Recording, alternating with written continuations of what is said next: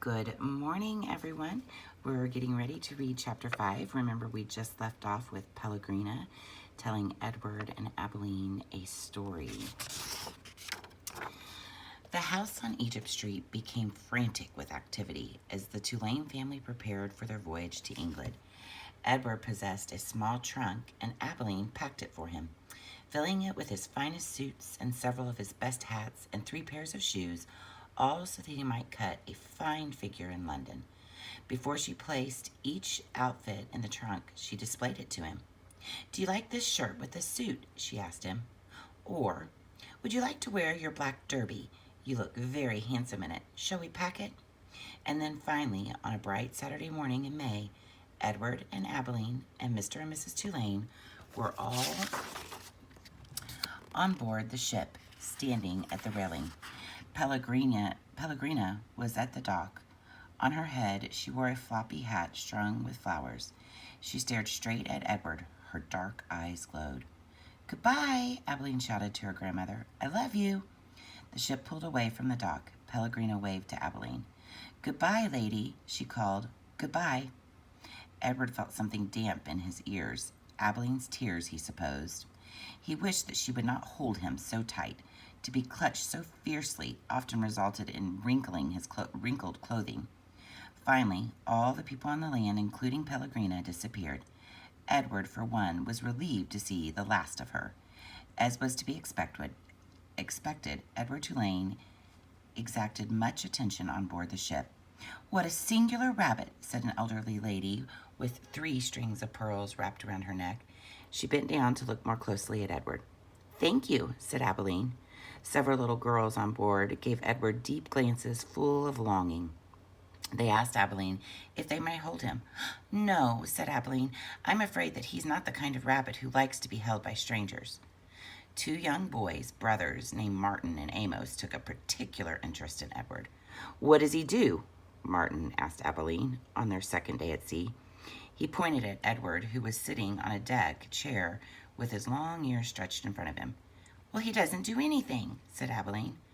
"Does he wind up or something?" said Amos. "No," said Abilene. "He does not wind up." "What's the point of him?" said Martin. "The point is, he is Edward," said Abilene.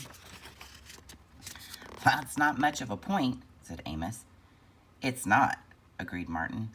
And then after a long, thoughtful pause, he said, "I wouldn't let anybody dress me like that." "Me neither," said Amos. "Does his clothes come off?" asked Martin. "Well, of course they do," said Abilene. "He has many different outfits, and he has his own pajamas, too. They are made of silk." Edward, as usual, was disregarding the conversation. A breeze was blowing in off the sea, and the silk scarf wrapped around his neck billowed out behind him. On his head, he wore a straw boater. The rabbit was thinking that he must look quite dashing. It came as a total surprise to him when he was grabbed off the deck chair. First, his scarf, and then his jacket and pants were ripped from his body. Edward saw his pocket watch hit the deck of the ship and rolled merrily toward Abilene's feet. "Look at him," said Martin. "He's even got underwear." He held Edward aloft so that Amos could see. "Take him off," shouted Amos. "No!" screamed Abilene. Martin removed Edward's underwear. Edward was paying attention now. He was mortified. He was completely naked except for the hat on his head, and the other passengers on board the ship were looking at him directly, curious and embarrassed glances his way. "Give him to me," screamed Abilene. "He's mine." "No," said Amos to Martin. "Give him to me." He clapped his hands together and then held them open. "Toss him," he said. "Please," cried Abilene. "Don't throw him. He's made of china. He'll break." Martin threw Edward, and Edward sailed naked through the air. Only a moment ago, the rabbit had thought that being naked in front of a shipload of strangers was the worst thing that could happen to him. But he was wrong. It was much worse being tossed in the same naked state from hands of one grubby, laughing boy to another. Amos caught Edward and held him up, displaying him triumphantly. "Throw him back," called Martin. Amos raised his arm, but just as he was getting ready to throw Edward, Abilene tackled him, shoving her head into his stomach and upsetting the boy's aim. So it was that Edward did not go flying back into the dirty hands of Martin. Instead, Edward Tulane went overboard.